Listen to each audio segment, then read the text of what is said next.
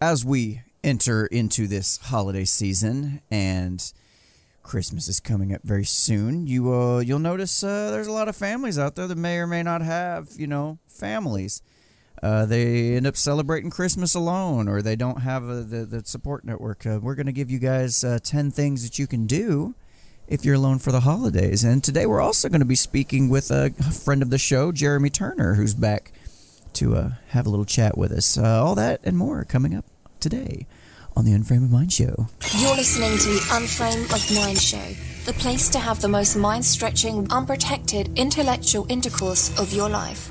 Your hosts battle the forces of evil by lobbing fiery balls of truth, reason, and evidence over safe room walls. And welcome back to another episode of the Unframe of Mind Show, where we have uncomfortable conversations without a condom, and we're throwing out red pills like Skittles. And it's the holiday edition. I'm your host, Daniel Wagner. Anthony Trewick. And so we're here with friend of the show, Jeremy Turner again. Good to see you, Jeremy. That's good to see y'all too.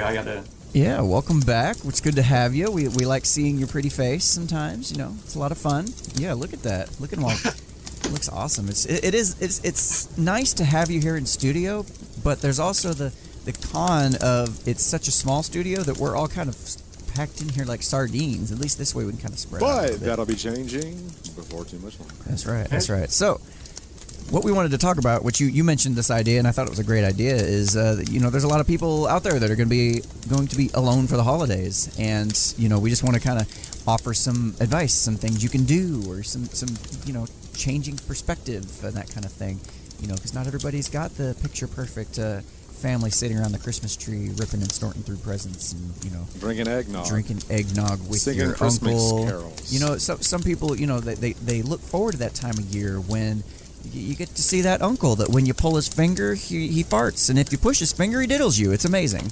Anyway, sorry that went off track so fast. Went off track so fast. So I'm just curious from your perspective, Jeremy. Well, what was it that made you think this topic? What was it that brought this up for you? Well, for me, my mom passed away a couple of years ago, so the Christmas is a little bit harder for me. Mm-hmm. That was kind of her thing, and just different situations in the past where I got divorced, and the first Christmas without having the whole family, and even a lot of things too is even people don't think about friends as well, because they're like you were saying before, some people don't have family, so they rely on their friends. Well, they get into an argument, that just ruins the holiday. But yeah, my main part is, for me, is family for sure.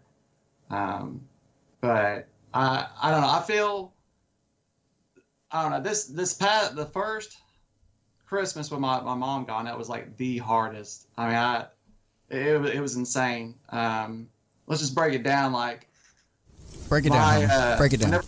Huh? I said, go ahead, break it down for me, homie. All right. So when my mom passed away unexpectedly, my sister and I were cleaning out her house, and we got to. It was like a few months before Christmas, or maybe a month before Christmas. We started going through her closet, and my mom was the type of person to buy presents for everybody the whole year. So when she went to buy Christmas, all she had to do was buy candy. That was it. It was pretty simple. Lady came prepared, didn't she? Yes. And as we were going through the stuff, my sister handed me a stuff. She said, I think it's yours. I'm going through it, and we both kind of stopped. We're like, oh, this was my Christmas present. I had no clue. Wow. That messed me up. Because I knew that the holidays were going to be hard, but that messed me up. And of course, the only thing I could think of to do was to just pack it back up and then open it for Christmas, which that was even harder because I didn't really know what to do about that. I did it, but it was pretty rough. Yeah. And I guess this is kind of good for me to listen to because, as you both know, I lost my stepdad back in April. So essentially, this is going to be the first holiday season without my stepdad. Mm-hmm. So talking to my mom, and hearing how she's going to spend the holidays, and of course I'm here in Tennessee and she's, in Florida, it's like we haven't gone through this before. So hearing your story about what you went through, with your mom I'd like to think it's beneficial for me to listen to because it might give me some of the tools to kind of basically go through this whole process of the holiday season and not feel so down and depressed about it, Yeah. So yeah, it's brand new the territory. The first year is the hardest. That is the worst. I fucking hated the first year. What I did was the day that my mom passed, like the full year, I took off work that day and just chilled at the house the whole day, did nothing. But it definitely the holiday part is the hardest. If that's something that you and your family were really into. Yeah, Christmas was a big deal for us. Not so much Thanksgiving, but as it is Christmas. So, and what I tell people, and they don't notice about me, but every other year I get my daughter. So there was one year where, when was it? Last year, as a matter of fact, before we found out Jim was sick, I found out and I realized that I wasn't going to have my daughter, and I wasn't going to be able to see my stepdad, which was his last Christmas last year. So I got to spend Thanksgiving with both my daughter and my stepdad, but I didn't get to spend Christmas with either one of them. So that was hard for me, not having anybody at all, you know. So, and it's just, you know, I don't know, man. It's just, it's different. So I can definitely relate in some sense, but not having to go through the first holidays is something I'm coming up on soon. So yeah, this is going to be, you know, the first year that I'm not going to have, you know, either one of them, and my mom is elected to spend Christmas alone. So, you know, it's she wanted you said she elected to. What do you mean? She's chosen to spend Christmas alone. So because that was their favorite holiday. And it's not that it has nothing to do with not seeing me. It's just because, you know, all her vacation time was used up, you know, back in April, and then we had a celebration of life back in, you know, July. So she's out of vacation time. And then of course I don't have any time either. You used up yours too, so right. Yeah. So it's like, this sucks, you know. That's gonna be even harder for her, I would think. It is. It's going to be especially hard for my mom, but then for me, I'm going to have my daughter this year, so there's the offset of having at least one but not the other, and that's just a part of it, you know. I mean, I guess this is going to be a new territory for me that I'm going to have to embark on and figure out, and just maybe try to accept it, or just find some, you know, good friends to be around for the holidays. All right, so we've got an article by PsychCentral.com that lists 10 things to do if you're alone for the holidays. We'll read them off for the audience here, and we'll see if they anything that can be useful. None of us have read this just yet, so we'll see if we'll take them one at a time. So the first one here, so basically it starts out, it says, for a wide variety of reasons, many of us find ourselves alone for the holidays, with the emphasis on families and being with others. The holidays can be especially lonely and trying time, as we've covered here in the first intro. So this is basically the list. Number one is to demythologize and adjust expectations. Elaine Rodino, PhD, a clinical psychologist, says there are so many categories of expectations about the seasons being just right that it all brings up all sorts of issues relating to family, stress and anxiety, eating disorders, sobriety, self-esteem, competency. The list goes on. That sounds like a bunch of weak bitches. I'm just kidding. So, quote, she says, quote, there's this idea that it's supposed to be perfect, and if it's not, the person asks, what's wrong with me, end quote. She adds that statistically, the number of traditional households in this country is not in the majority. That's interesting. So what do you think about that? Do you feel like expectations are usually part of what contributes to the anxiety of people's holiday events? Oh yeah, absolutely. Most people, they automatically think, like you see on TV, obviously, all the hokey shows, you know, the dad's coming home for Christmas, and you know the kids are waiting there, and they're waiting for the reindeer to come through with the dad and shit like that. Right. We call this the Hallmark channel. Yeah, the Hallmark. Yeah, where it's completely unrealistic expectations. Yeah, everything's decorated perfectly.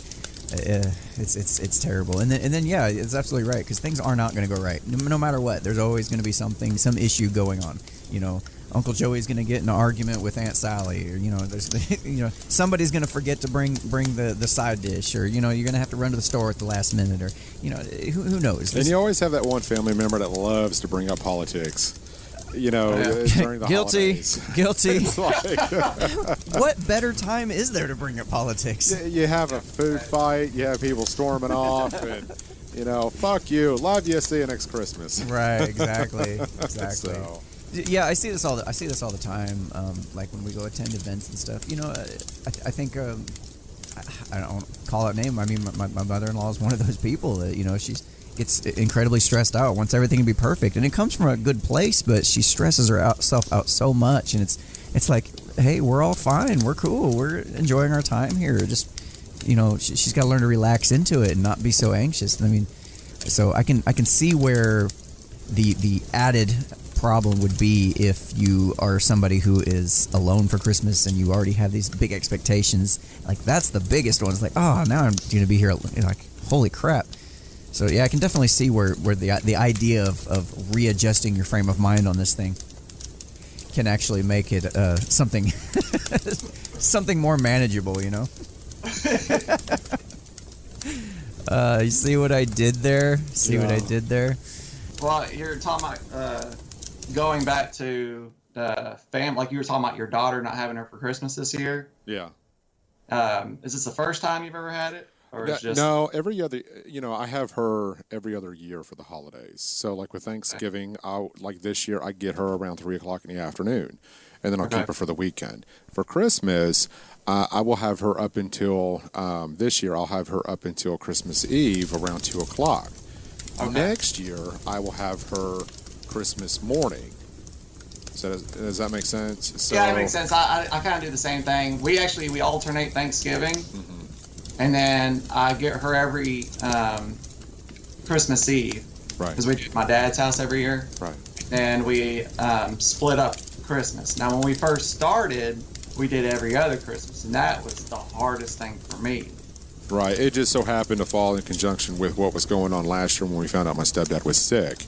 So with that being said, it was one of those situations where we were able to go down for Thanksgiving, so we still kind of briefly celebrated Christmas in the general sense of decorating the holiday tree and, spending time with family and that sort of thing. But this year it's going to be very, very much the opposite. I will have my daughter, but I won't see my mom, and obviously I won't even see Jim. So, it's just pushing through it. And the one thing that I found... when I still love the holiday season. So don't get me wrong, I do. I love Christmas. It's one of my favorite holidays besides the 4th. But I guess because my family's always been scattered out throughout, the states, and majority of the time I've been alone, I've learned to adapt. And it's been just years of being able to go through that where instead of being down and depressed about the holidays and not seeing anybody, I take it upon myself to try to go, and if I've got the time off, I will go and see, my family in Georgia. I'll try to fly down to see my mom or, do something of that nature. So, but this year I'm not able to do it. So, I got my daughter. I'm good with that. I'm okay. Yeah. I've got friends, they invite me out to the... I try so hard to find the positive in the holidays, and I know that because it gets so busy and chaotic at times, it's very hard to do, but I guess it's because I've been through this so much in my life, I've learned to go the alternate route here, and that's just, friends have invited me over, so I've done holidays with friends, and which brings my relationship with them even closer, which is good. Yeah, that's pretty cool. So I've really, over the years, have learned how to adapt, I guess you can say, to my surroundings when it comes to the holiday season. Not everybody can do that, and that's what we're kind of discussing today on this show is, trying to give people the tools to maybe look at this as a positive thing, not so much as a negative thing. So number 2 says to pick up the phone, call friends and ask to be included in whatever they're doing. Rodino suggests offering to bring a dish or seeing how you can contribute to the gathering. She says most people love opening their homes and expanding the celebration. It works for everyone. And that's absolutely true, man. If I get a call, like if you called me and said, listen, I'm not going to have anybody for Christmas, my family's doing this, or they, for whatever reason, whatever situation comes up, if you said to me, hey, can I come over and, I would not even hesitate to be like, yeah, hell yeah, more the merrier. Come on over. We weren't going to do anything anyway. Basically, we get up in the morning, open up Christmas presents, have a Christmas dinner, and that's pretty much it. I mean, we got plenty of room for anybody else to come join. That's. And I've done where I've had other friends do Thanksgivings like the Friends Edition, where a bunch of friends that do spend the holidays alone. They call it Friendsgiving. Friendsgiving, yeah. I've done that great. before, and I think that's great. I mean, you meet new people, and you just sit around and depend on who your friends are, and you get to know new people, and just see some old friends or whatever. But there are options. There are not really so much solutions, but there are different avenues that you can take to still enjoy the holiday season. It's a mental aspect that you have to overcome. You have to understand that you may not necessarily see your family, and that's okay. It's okay to feel down about that. But hindsight is, you still have people that care about you that want to spend the holidays with you. God, just don't let it ruin your whole thing. And to add to that, I'm going to throw in number 3 here as well, because it's kind of applies too. Is it says to create an alternative family made up of people whose company you enjoy. So versus asking somebody else to join them, you could be the one to create that event and invite other people over there. Right. That goes on to say, plan and prepare a potluck feast if you like. Remember that you're not alone, and being alone during the holidays. Get together with others and have some fun. That's exactly. I was going to say something about that. Yeah. About people reaching out to you. Well, I suffer from depression, so it's hard for me to reach out to someone. The only time that I really do anything is if people invite me, like when Daniel invites me to do whatever, or other friends or whatever. But I have a hard time of picking up the phone and even messaging someone saying, hey, I do need to be around somebody. But there's a lot of people like that. A lot of people I've ran into over the years with that struggle with that kind of thing. Dude, I'm gonna tell you right now. If you ever have that thought, call me up. We'll figure something out. I know you probably. For anybody else, what would you suggest? I mean, I already know. I know you probably won't, but I'm telling you, go for it. Do it. Call me. Yeah. Well, and even if you can't pick up the phone, something I tell people that you can often do is just send a text or a message, via social media, and just say, "Hey, what are your plans for the holidays?" And or just like a general broadcast asking all your friends. Or are you talking about like an individual friend? Just individual friends, or like what do you got planned for the weekend, kind of thing. But like what was talked about, rather than you picking up the phone, why don't you host something? Yeah, that would be cool. Yeah, I'm really. Think about that. I was thinking about the other day. My problem with that is that I've made so many plans over the years. Like I've actually thrown birthday parties and nobody show up. So it's me pumping all this time and money and everything, stress into it, and then nobody showing up. Hey, I have had that happen before. Me and the kids had planned a big. It was the Rotel dip. We made a big old huge pot of it, had everything set up, and we were expecting like 10 or 15 people, and every single person called and had a reason. 3 or 4 of which were like, "Oh, I'm moving." That was weird. Yeah. Like all of you are moving. You knew about this event. Well, but it's like. So what we did is, we just said, you know what? We're all here. Fuck it. We've got plenty of Rotel dip to go for days. Let's get out the games. Let's do some shit together. I'm not going to let that ruin my whole thing. I'm not going to sit there and be like, oh, nobody showed up. Fuck it. It was their loss. They didn't get none of this Rotel dip. Now we get it all. I don't care. We're going to make something of it. We're going to look at the positives. And I spent the night hanging out with my kids, Yeah, see, I never really thought about the positives parts when it comes to that. Mm-hmm. How did you handle that when nobody showed up?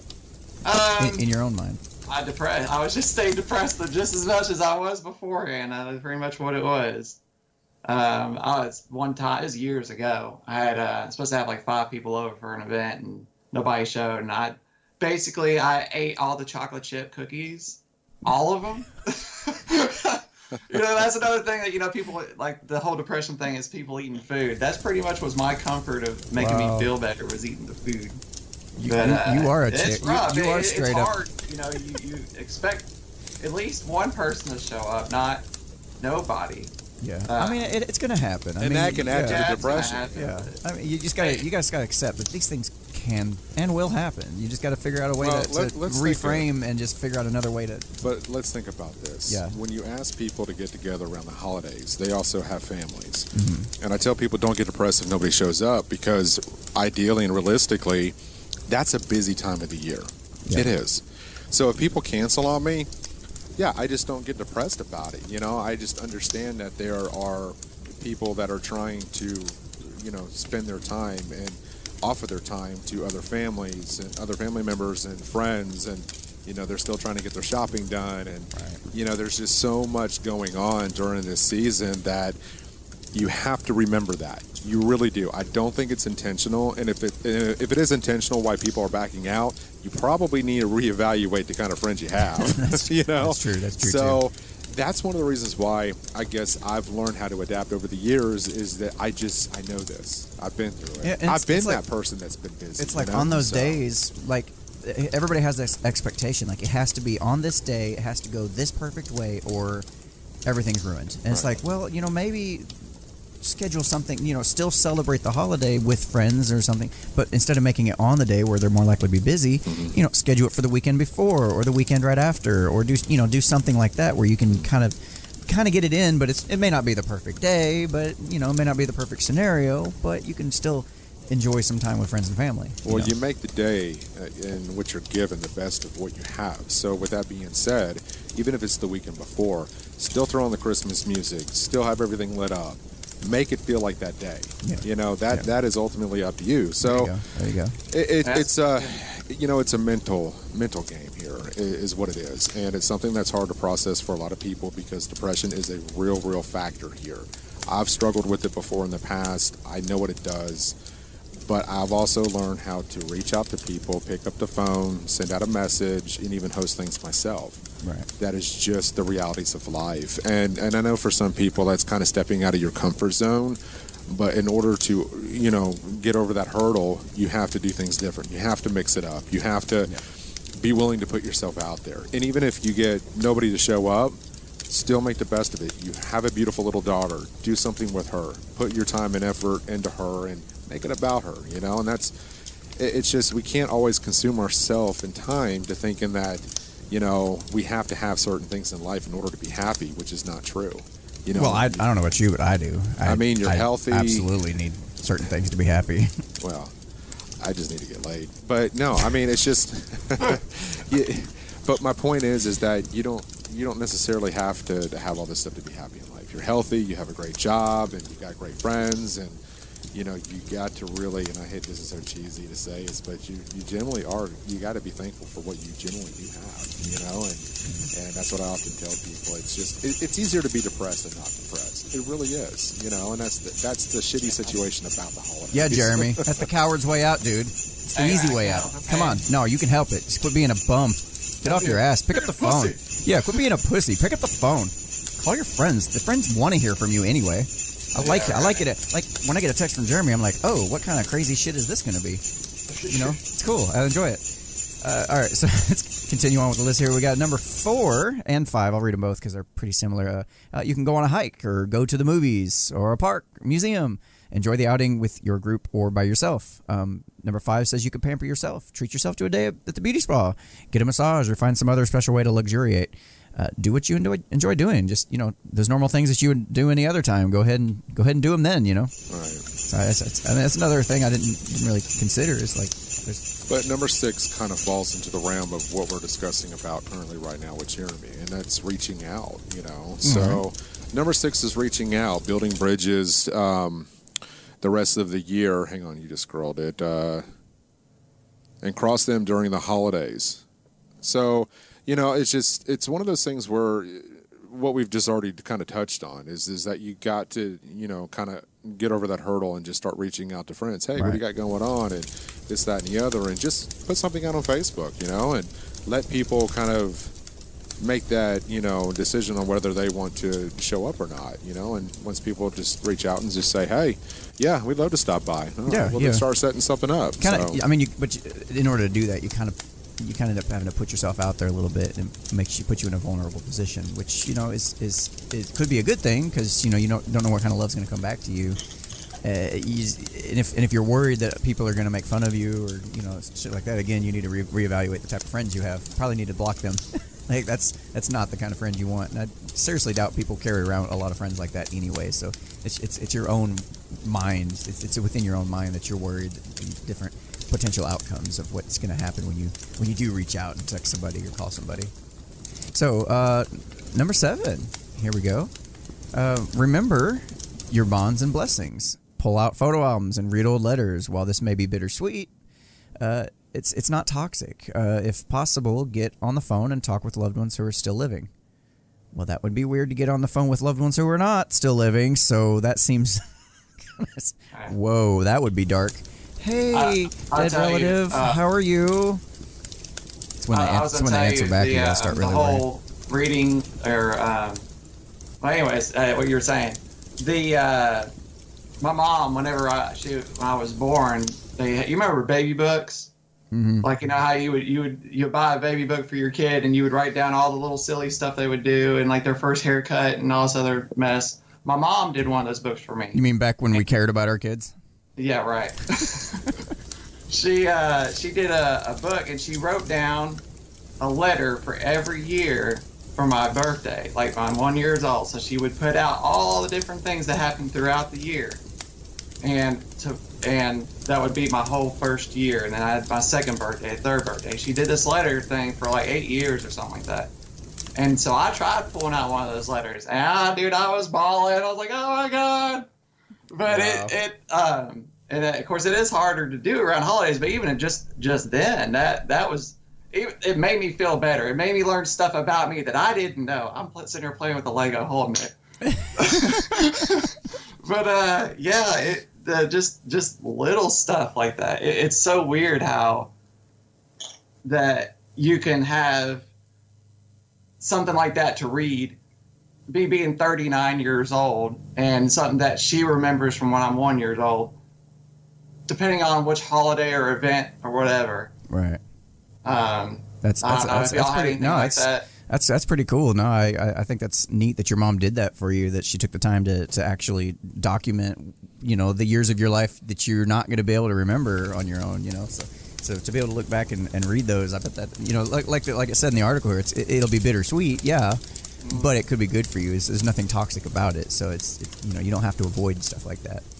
All right. Number 8, help others. Help others. That's interesting. Volunteering at a mission or shelter for the homeless will help you feel connected. Ellison suggests that you participate in activities with this organization at other times of the year, not just the one day of the year. This will make the experience more fulfilling. Rodino says volunteering at a soup kitchen gives you a healthy perspective. Quote, there's nothing like that for slapping you back to realizing how well you are. Yeah, if you want some perspective, that's definitely a good way to get it. Because no matter how bad you've got it, I guarantee you there's other people that got it way worse. I know it's kind of cliche to say it, but I mean there is some truth to it. It's like you got to really have some perspective on this. I think that's kind of the theme of what we've been going through this whole episode here.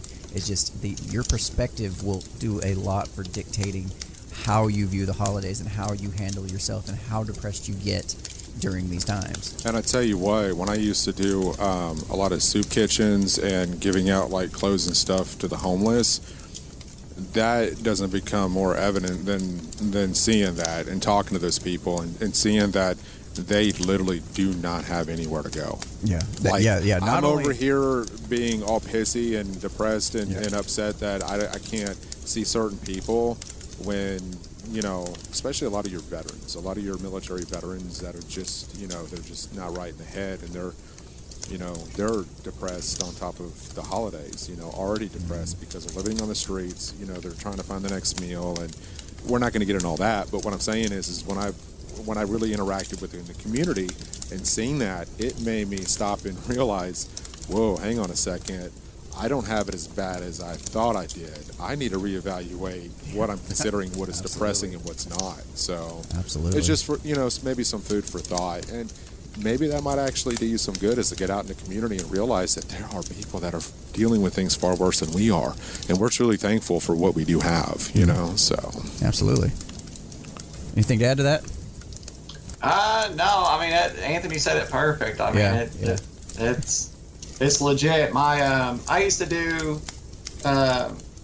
stuff with my grandma. She was well known in the community up in Kentucky. Yeah. And so we did the Meals on Wheels, and that's one of my favorite things that I did was Meals on Wheels, because I went to see the older seniors. We went to their houses, and they would always give me and my sister stuff. Even if it was just a little ribbon or something for Christmas. It would just be anything. It would be really cool, and I would be able to talk to them and interact with them. My grandma was really good about that kind of stuff.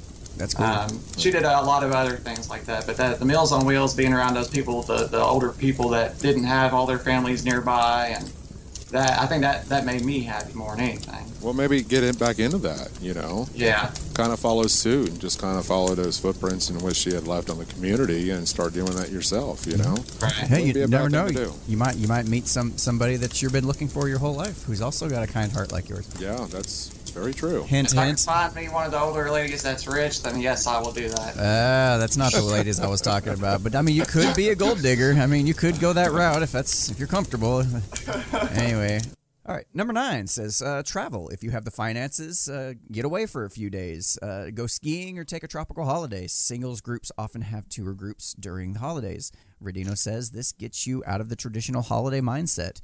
Yeah, so basically, if you can't get it off your mind, just get your mind out of it completely. Go somewhere completely, make sure you're doing something that's so unrelated that you may not even remember it was supposed to be Christmas anyway. Well, that's what I was saying. I have no family here, so I have to travel to see them. Yeah, you have to travel to go see them. But it's saying go ski in tropical holiday, stuff like take a friend or whatever. And I thought about actually taking my daughter up to Gatlinburg for Christmas. I've never done that before, and I think it'd be really cool. If it's just the two of you. Yeah, just the two of us. It's awesome. Get a cabin, get a tree. That would be cool. Spend like a week up there. Oh, she's going to remember that.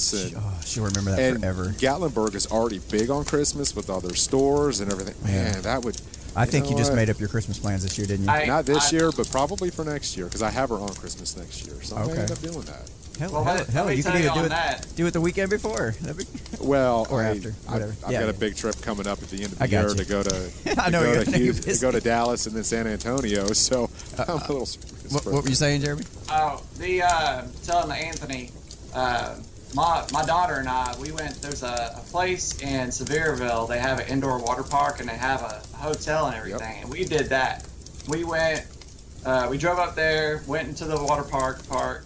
They also have a thing where you can paint like the ceramics and stuff, like different plates, and I mean they have all different kinds of stuff. And you paint it and they cook it and you come back and pick it up. They actually had a shuttle between all the hotels right there. I mean, and it was fun.